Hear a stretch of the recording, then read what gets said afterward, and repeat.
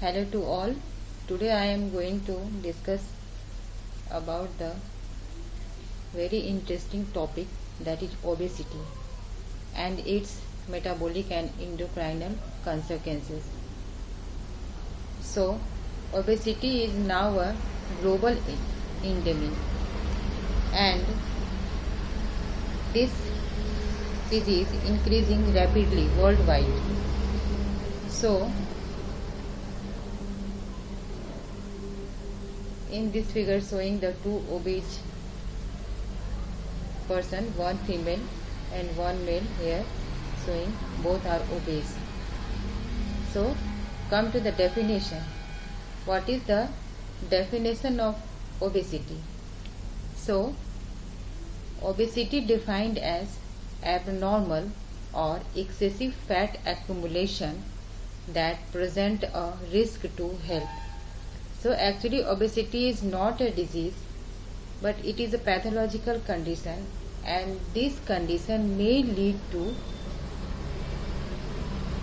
many health related problems.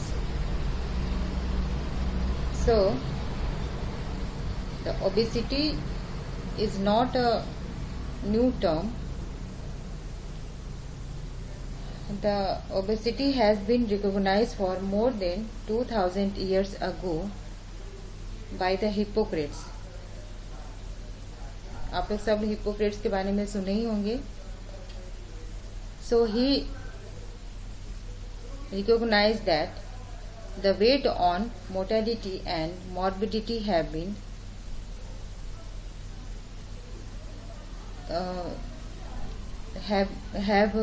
recognized by more than 2000 years ago by Hippocrates, who recognized that certain death is more common in those who are naturally fat than compared to the thin and lean patients.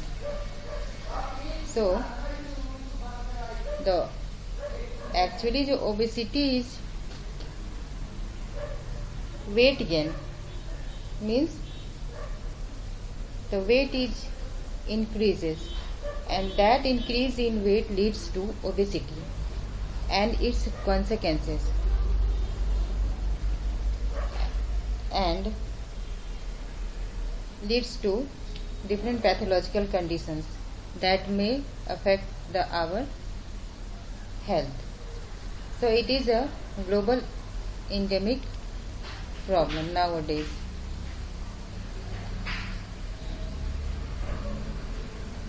And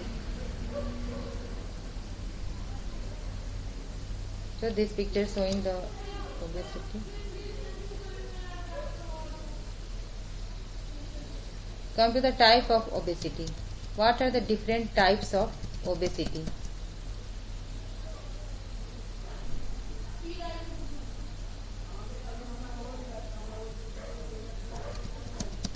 There are two types of obesity mainly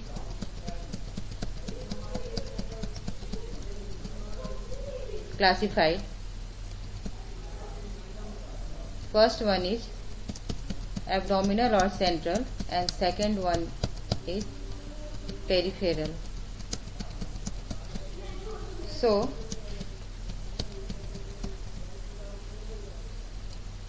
this picture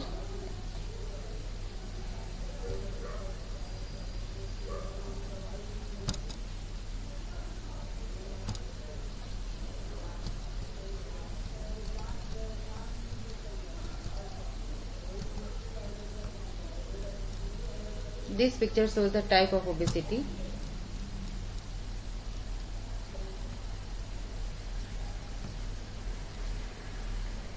This is showing the type of obesity. This one is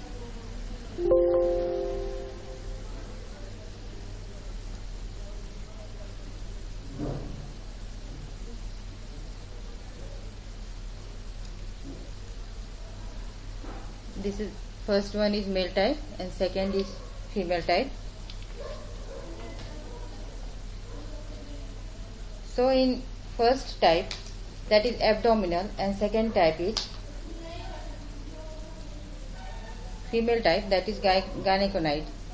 So the abdominal or android type, that is male type of obesity, correlates with increased mortality and risk for disorders such as diabetes, hyperlipidemia, hypertension and atherosclerosis of the coronary and cerebral arteries. So abdominal fat is more harmful than peripheral fats, and the gynecoid, that is peripheral types or gynecoid type, that is of female type, and this poses the less risk regarding complication of obesity. So these are the two types of obesity mainly classified.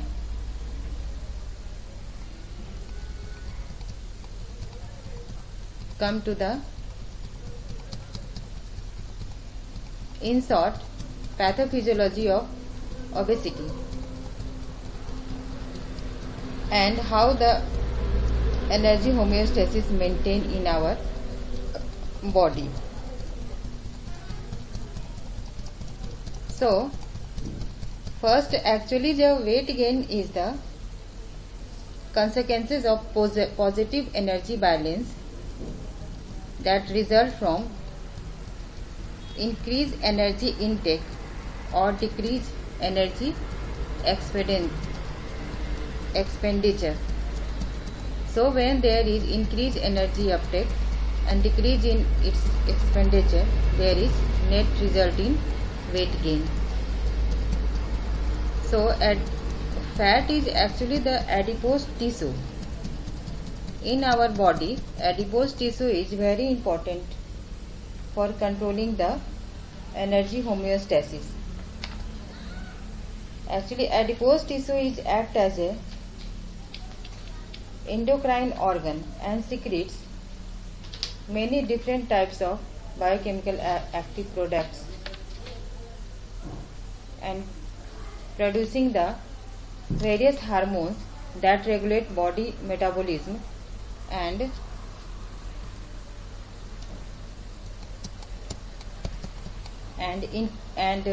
increase in fat cell mass leads to imbalance in its release of hormone, and which can have various metabolic effects.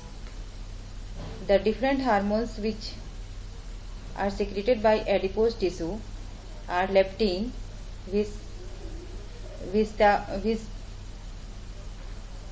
vispartin and adiponectin. Here the leptin plays an important role in body weight regulation, and these biologically active molecules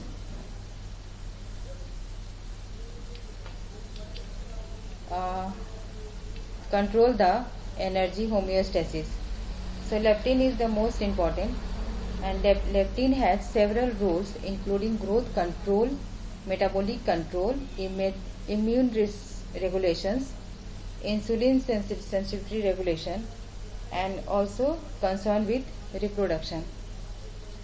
So in short, in our body, the energy homeostasis is maintained by these hormones that act on the central nervous system, that is mainly hypothalamus, and regulate the energy balance between energy intake and energy expenditure. So the hypothalamus is a major nervous center controlling the food intake. It has got two important nucleus concerned with this energy homeostasis. First is satiety center, known as satiety center, and second one is hunger center. There are different nucleus present in the hypothalamus that control the different function in our body. It will be talked in classes of hypothalamus in future. बाद में जब hypothalamus पढ़ाई होगी तब details बताया जाएगा about the function of the different nucleus of hypothalamus. So energy homeostasis is maintained by central nervous system like hypothalamus and the different hormones that are released from the adipose tissue. So there are different neuropeptides and neurotransmitters along with the insulin and leptin molecules function in the hypothalamus and thus coordinate the behavioral, psychological, metabolic responses. These responses maintain the energy balance. So next is measurement. The measurement of obesity. How the obesity is measured. हम लोग obesity को कैसे measure कर सकते हैं? Mainly the obesity measured by the body mass index is the most commonly used. Second by waist circumference. Third by waist to hip ratio. And fourth by skin fold thickness. Fifth, body fat analyzer and body fat to muscle ratio. The most important here is the body mass index, most commonly performed.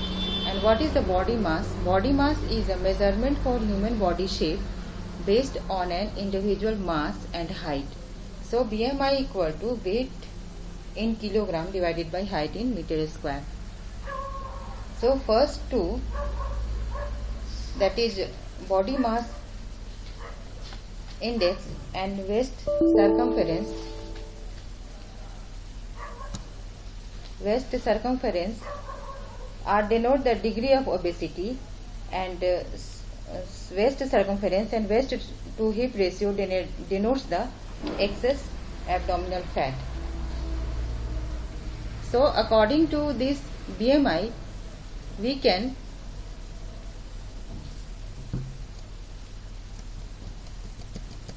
group the people in 4 categories.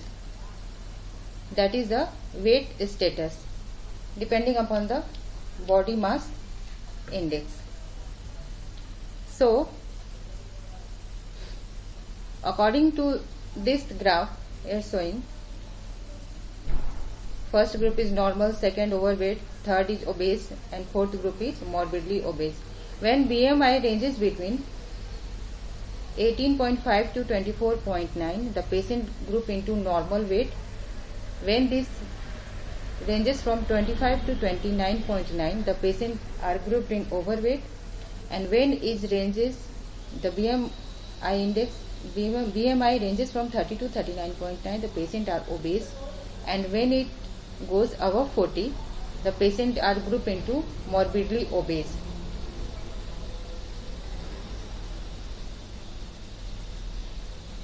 So the obese and morbidly obese persons have increased the likelihood of various diseases, particularly heart disease, type 2 diabetes mellitus, etc., and the hazards of obesity.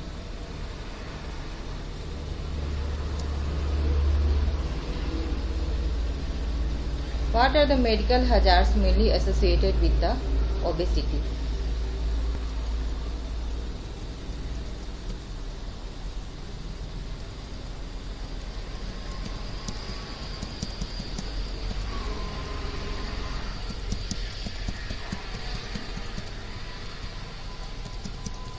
So, the medical complication of obesity includes this figure showing the medical complication.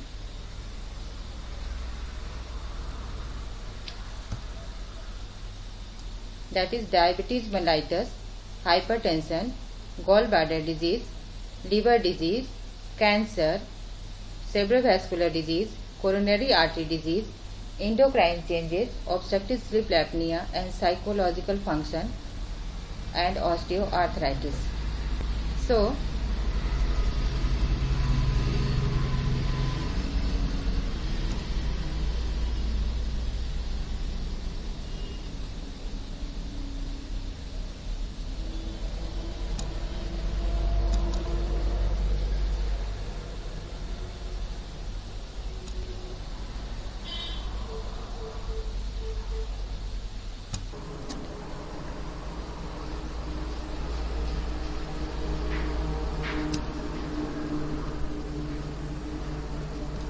this picture showing the medical complication of obesity.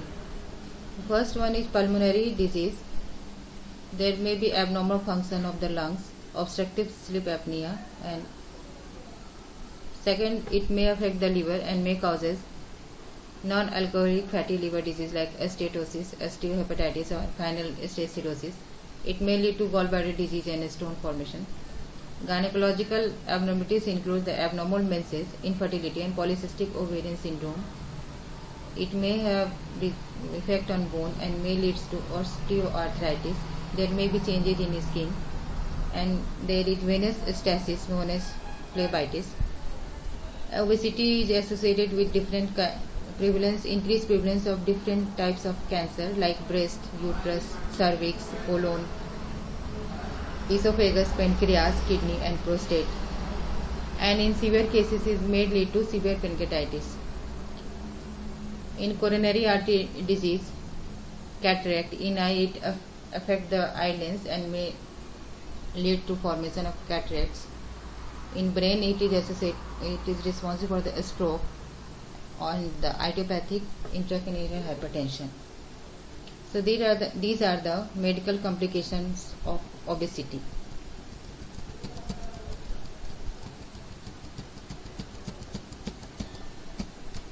Now come to the metabolic and endocrinal consequences. In general, these are the complications, but the main endocrinal changes associated with obesity are: first, increased cortisol production. There is increase in cortisol production.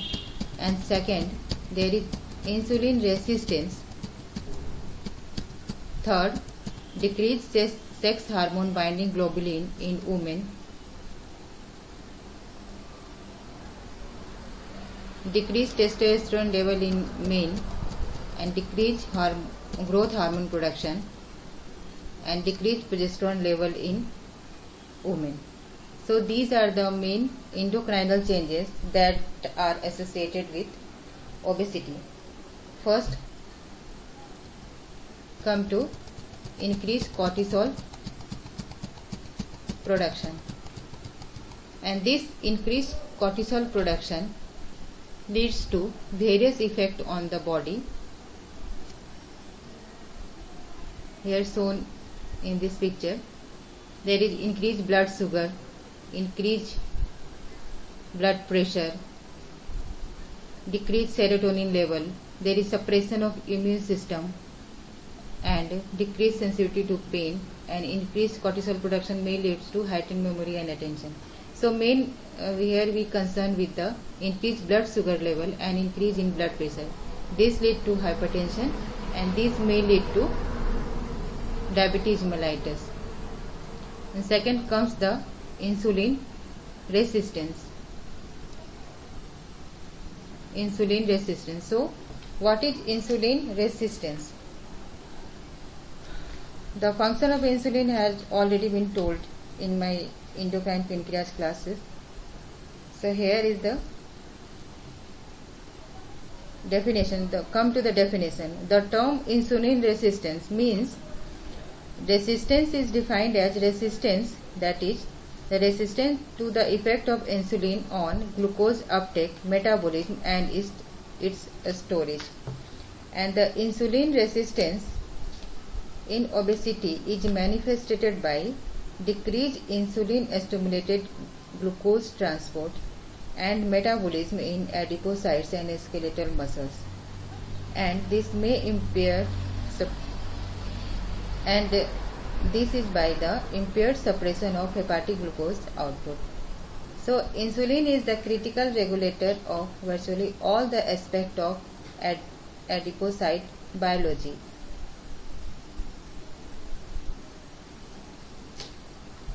Third one, there is decreased sex hormone binding globulin in women, and this may result in decreased rate of fertility. And when there is decreased testosterone level in men, this is also associated with decreased fertility rate. Fifth one is decreased growth hormone production. Sixth is decreased progesterone level. So this decrease in progesterone level is associated with irregular menses and frequent anovulatory cycle in women. So there is different endocrinal changes associated with obesity.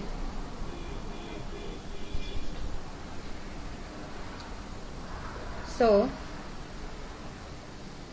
the endocrinal changes are associated with hypothalamic pituitary gonadal thyroid growth hormones and adrenal axis. Disturbance in these axes lead to these different types of manifestations related to obesity. Second one is metabolic consequences. What are the metabolic abnormalities associated with obesity? First, we all know about the diabetes mellitus is the most important. That is, diabetes type 2 is mostly associated with obesity. Second was dyslipidemia. And third, liver diseases, that is non-alcoholic fatty liver disease. And these non-alcoholic fatty liver disease, steatosis, steatohepatitis and cirrhosis. So first come diabetes mellitus. The risk of type 2 diabetes mellitus increases with the degree and duration of overweight. So type 2 diabetes mellitus is directly related to obesity. सब details पढ़ाया गया है diabetes के बारे में endocrine pancreas में. So come to second is dyslipidemia. What is dyslipidemia? Dyslipidemia means defined as abnormal concentration of lipids or lipoproteins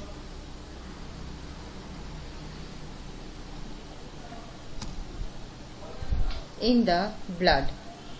The lipids and lipoprotein concentration is abnormally increased. So there is different types of lipoproteins present in our body, like HDL, high density lipoprotein, low density lipoprotein, very low density lipoprotein, triglycerides and cholesterol. So there is abnormal concentration of these lipids, and the obesity is associated with increased basal lipolysis in adipose tissue, and there is elevated circulating free fatty acids. Third one is liver disease. There are fatty changes in liver that are non-alcoholic, that is non-dependent on alcohol intake. These changes are directly related to obesity, and the main here is steatosis, steatohepatitis and cirrhosis. So come to steatosis. What is steatosis? Steatosis means the inflammation of liver cell with fat, that is, the fat cells accumulated in the liver, and this is associated with disturbance of the metabolism, and the liver become loaded with fat cells, that is known as fatty liver. And this condition is reversible condition, that is steatosis. When the person takes healthy diet and increase their physical activity, this condition may be reversed. Second comes the steatohepatitis. What is steatohepatitis? This is the type of fatty liver disease, and it is characterized by inflammation. Hepatitis means inflammation of liver cells. Inflammation of the livers with concurrent fat accumulation in the liver. That is, steatosis may lead to steatohepatitis. That means there is accumulation of fat cell with the inflammation of accumulation of fat in liver cells plus inflammation of the liver cells. Both are associated in steatohepatitis. And final, the cirrhosis. Cirrhosis is the very serious condition. Cirrhosis is the chronic condition. Chronic liver damage leads to a scarring and fibrosis, and there is damage of liver cell. In late stage, finally the fibrosis occurs, and this leads to poor liver function.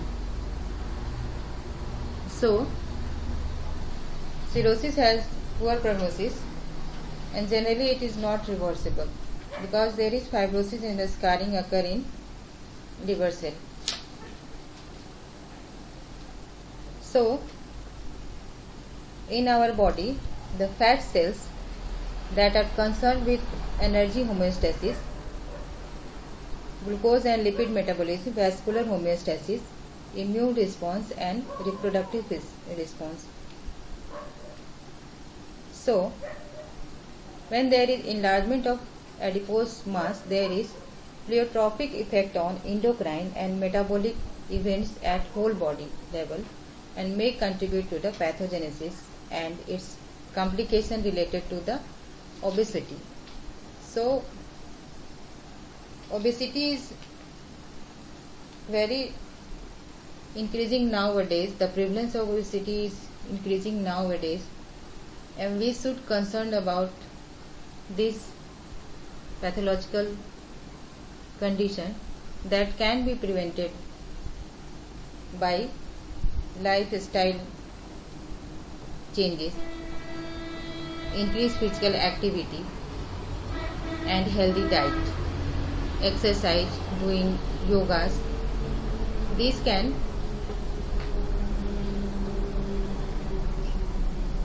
ये सब करने से obesity से हम लोग बच सकते हैं. So this is all about obesity and its related consequences. So in last, I want to say you all that stay fit, healthy